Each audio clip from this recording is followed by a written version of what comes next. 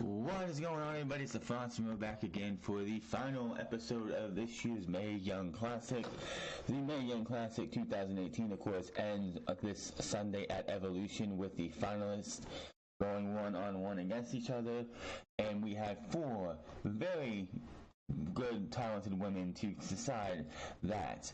And to anybody, and I mean anybody, who sits there and thinks that what the main roster has been doing for, I don't know, the last 3-4 years is evolution, is like deserves to even be called a women's evolution, you are out of your damn mind.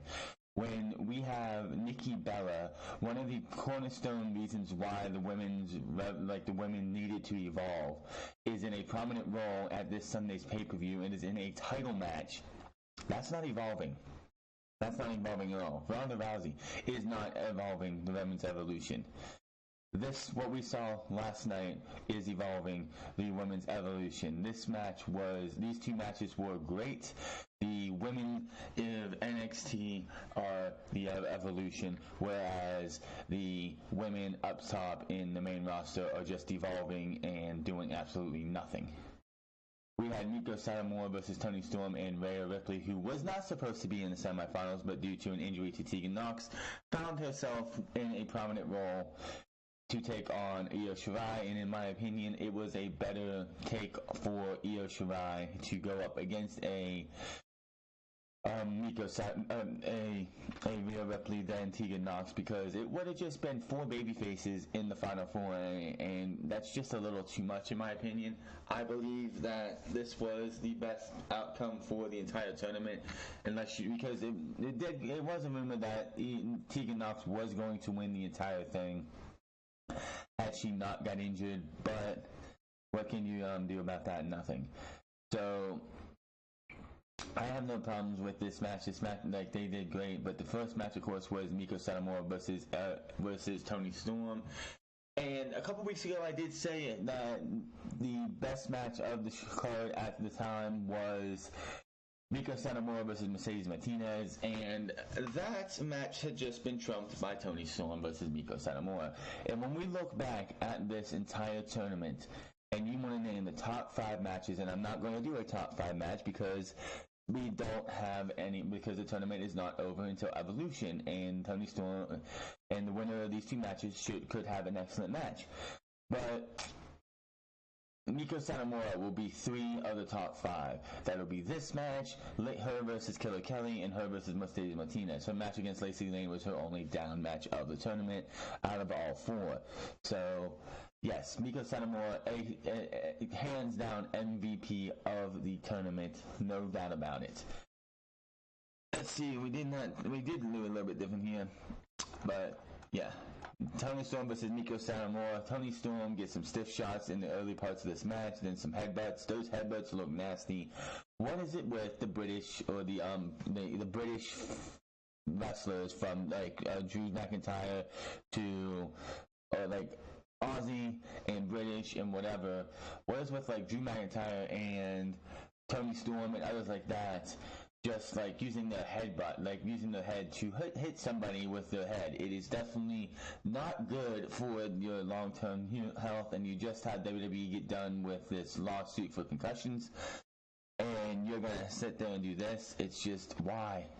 Why would you do it? Headbutts are some of the nastiest looking shots, and honestly, in my opinion, I think they should be out of WWE completely. But Toni Storm gets a couple headbutts on the Meiko for a 2 count. Satamoura with some kicks to the thighs of Storm as she works on the legs as Toni Storm, because if you take out Toni Storm's legs, then she isn't going to be able to hit the Tiger Driver, which they're calling the Storm Zero, which it's not the Storm Zero. What she does in the UK version of NXT is the Storm Zero. But she does put her in a modified figure 4, so that she can take out those legs. Satamoura now working on the legs of Storm. Storm fights back with Satamoura with a spinning heel kick, knocking Storm out. The spinning heel kick is definitely a nasty and good looking move by Meiko Satamoura. Storm fights back with Satamoura with a spinning heel kick. As we said, Storm gets a modified STF on Satamoura.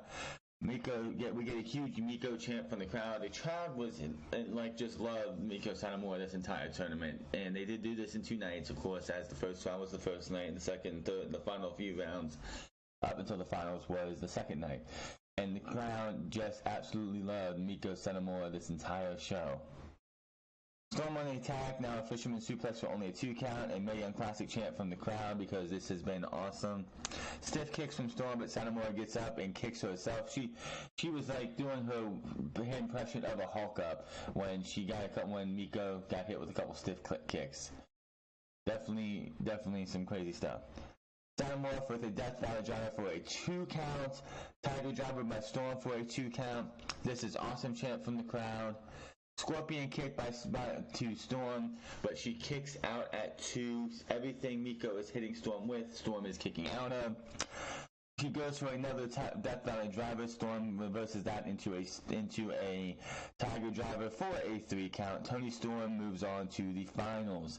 And I did see on Twitter last night, people like when the Mae Young Classic was trending, people were sitting there complaining because Toni Storm kicked out of a Death Valley driver and the Tiger kick. They didn't believe it, and they someone also tweeted out that like Toni Storm beating Meiko Satamoura was unbelievable. Toni Storm can beat Meiko Satamoura can beat anybody on the roster 6 times a week, possibly so. But Meiko Satamoura is not signed to a WWE contract. Meiko Satamoura was only here to showcase her talents to the WWE universe. She's not going to be at the Mae Young Classic, which she should be in my opinion actually, but if I'm not Evolution, but she's not probably going to be. And she was not going to win this thing, and this is just like Meiko Satamoura falls under the same line of like the Cruiserweight Classic when it came to Kota Ibushi and Zack Sabre Jr. Kota Ibushi and Zack Sabre Jr. reviewed, she probably wasn't offered a contract.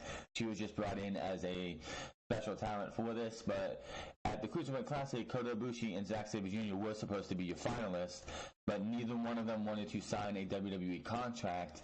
So WWE, do you really think back in the Cruiserweight Classic, Lindsay Dorado was supposed to be in the finals of the Cruiserweight Classic and TJP as well? No, it was supposed to be Zack Sabre Jr. versus Kota Ibushi, but neither one of them wanted to sign up to stick with WWE and be hampered at 205 Live. So WWE had those 2 lose in the semifinals. Same thing here. It's not that they wanted her to be signed, but I'm pretty sure she did not sign a contract with WWE. So why would you have Meiko Satamoura in these finals, which would mean they would have to go out there, because these were taped so far in advance that they would have to bring her back, get her back here, pay for have another thing done for her so she could be there for the semifinals. Why would they do that when all they have to do is just have Meiko Satamoura win? She looked strong at the end of this match. She looked good. She did put Toni Storm over. Toni Storm and Michael Cole has got to be a buffoon or something, because he came out and he's like, oh, well, Meiko Satamoura is this is the first time these 2 have ever faced at the beginning of this match. And I'm like, you just had an opening package for this match where Meiko Satamoura said she faced Toni Storm before, and it ended in a draw. So why are you sitting there lying, Cole? But yes, Meiko Satamoura put over huge. They did have these 2 did bow after the match to each other and then hugged. Of course, Kairi Sane, the inaugural winner of the Mae Young Classic, was here to present roses to the winners of the matches. Triple H comes out on the stage and shows respect to Meiko Satamoura and raises her hand. The crowd goes wild. Thank you, Meiko chants in the crowd.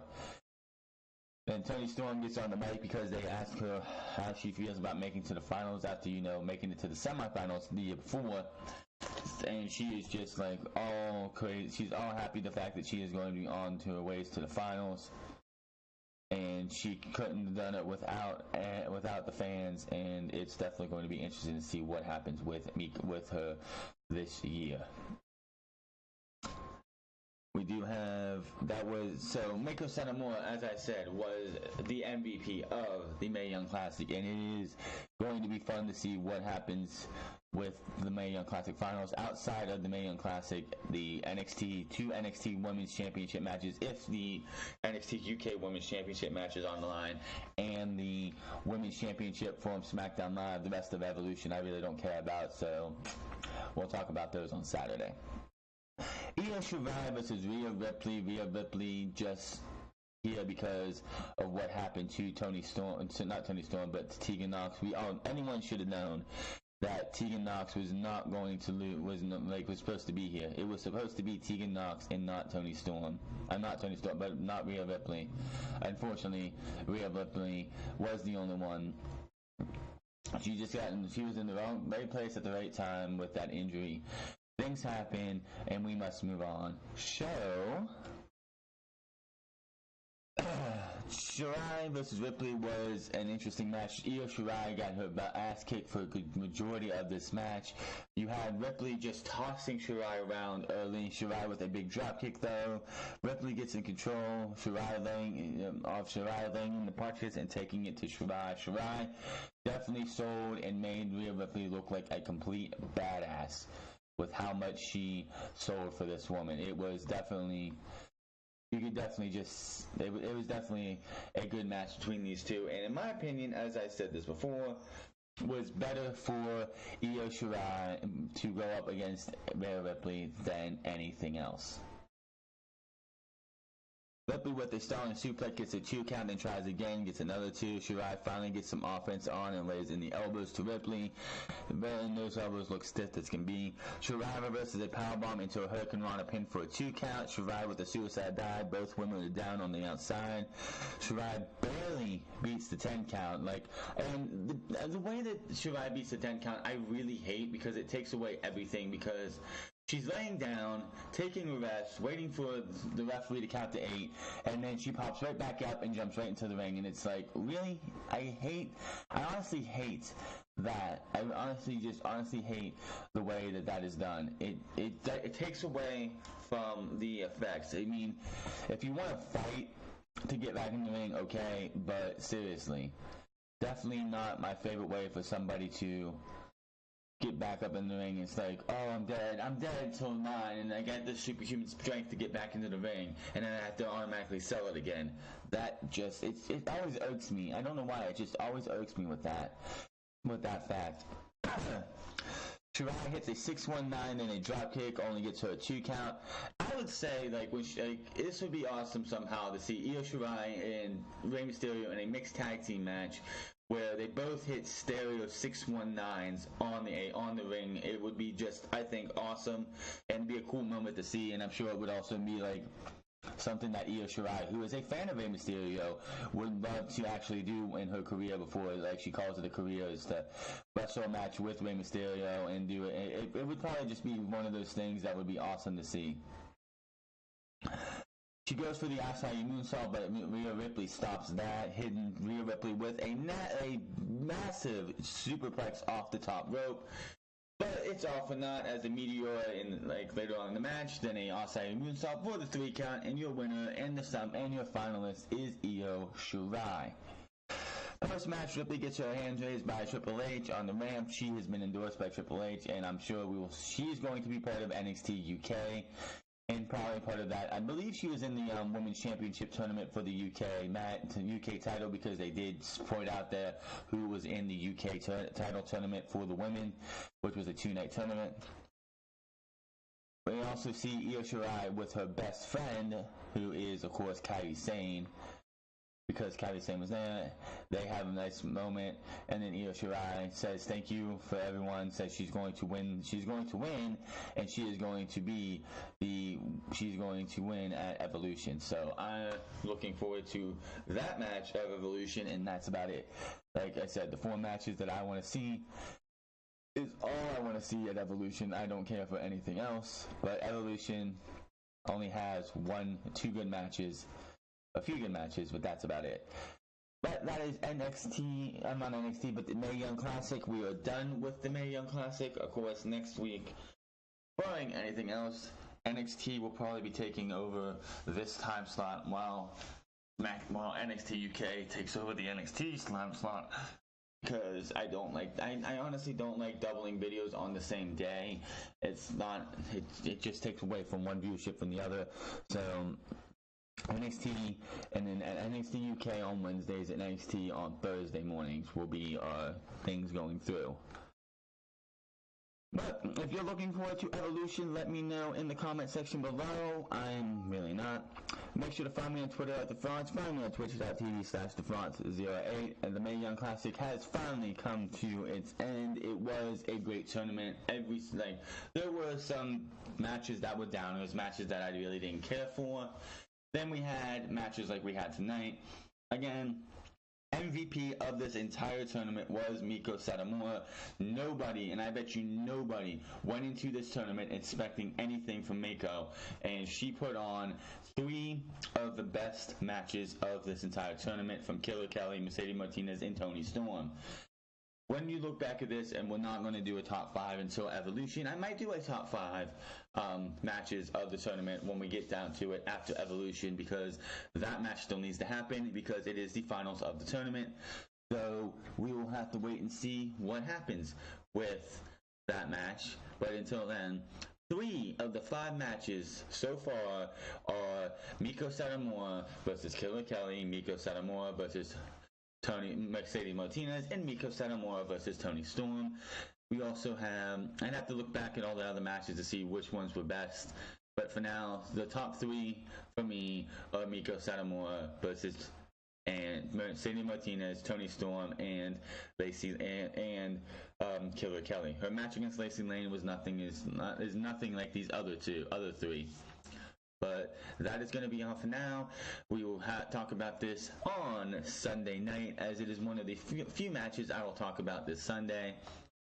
And then probably next week or sometime, I'm going to look back at all the matches and give you a top 5 of the Mae Young Classic. Until then, my name is TheFrance. I will see you guys Saturday for Unscripted. Until then, you guys have a good one.